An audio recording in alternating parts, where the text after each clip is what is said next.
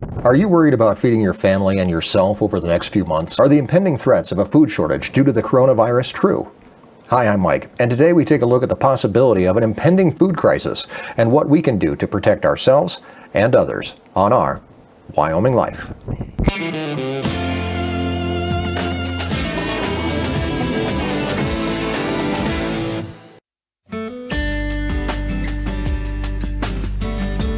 Last week, Tyson Foods, the largest meat company in the U.S., warned that because of the coronavirus, the U.S. food chain is in jeopardy.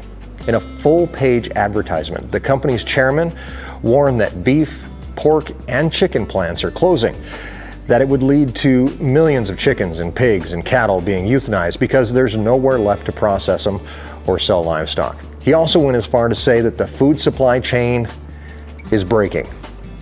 By Tuesday, President Trump signed an order using the power of the Defense Production Act to classify meat processing in the U.S. as critical infrastructure, although it's already in debate, as the United Food and Commercial Workers Union has responded by saying that they won't go back to work until more rules are in place to protect workers from getting sick.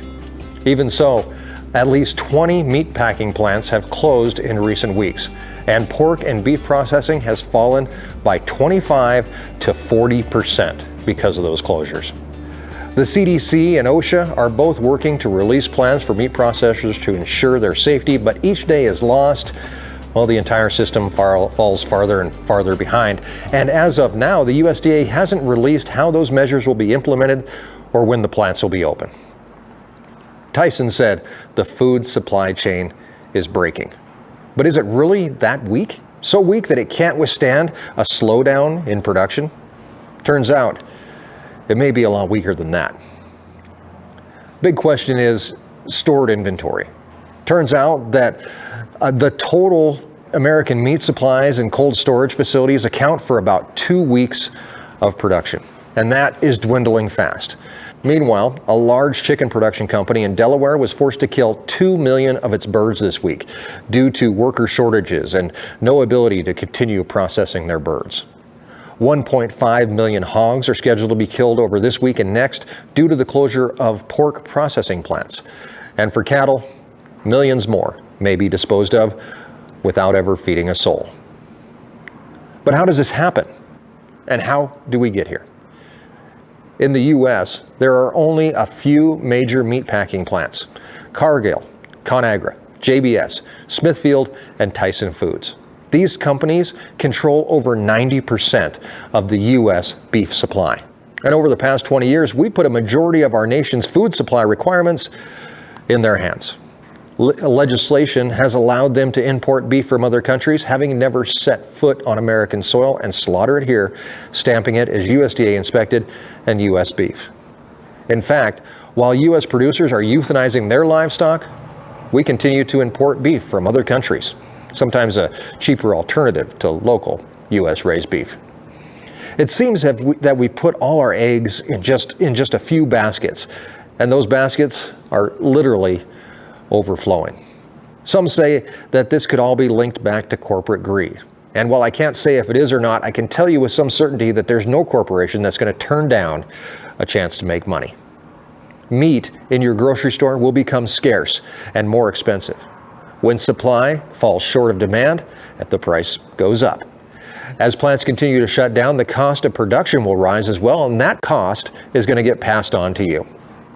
For folks like me, the producers, whether it's chicken, pork, or beef, there is a very different side to this equation.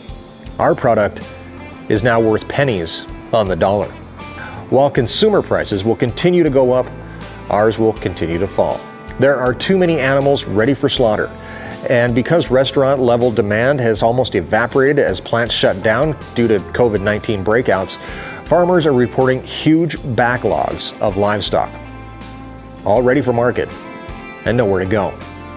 That means that meat packers are experiencing a huge increase in supply, even as a shortage shows on the consumer side of things. Hog values have plunged up to 30%. Chicken prices have dropped nearly 70%, and cattle, the price continues to fall. The average price right now about 96 cents per pound live weight, half the price that we received for our cattle just 4 months ago. These drops only started a few weeks ago, and we're afraid that they may continue for weeks to come. Is it just corporate greed, or is it part of having a free market? The bottom line is that ranchers and farmers and feedlot operators are losing their shirts on livestock that they've been raising for sometimes years. And while those animals are now going to be euthanized or purchased at rock bottom prices, the consumer will make up the difference, making sure that the middleman doesn't lose a dime. Small processors, they're so swamped with what they have now that they're unable to fill the gap. And what can you really do about it?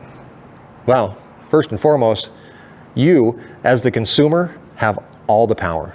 It's hard to believe, but it's your dollars that keep large processors in business, unable to import beef to supplement supply and regulate prices at the grocery store by selling beef that you may believe to be is U.S. born and raised. While it's not much help to the chicken industry, there is a U.S. law that you've heard me talk about before, and that can help producers, and it's called the Country of Origin Labeling, or MCOOL, Mandatory Country of Origin Labeling. Basically, it requires processors to put on their labels exactly where that beef and pork that you're buying was born, raised, and butchered.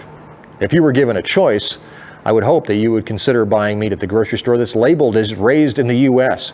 before you'd purchase beef or pork from another country, supporting our local farmers and ranchers as they struggle to provide for you and your family. It's not your fault you didn't know, because lobbyists and lawmakers have continued year after year to refuse to require country of origin labeling on beef and pork. Of course, it's still required for chicken. Figure that one out.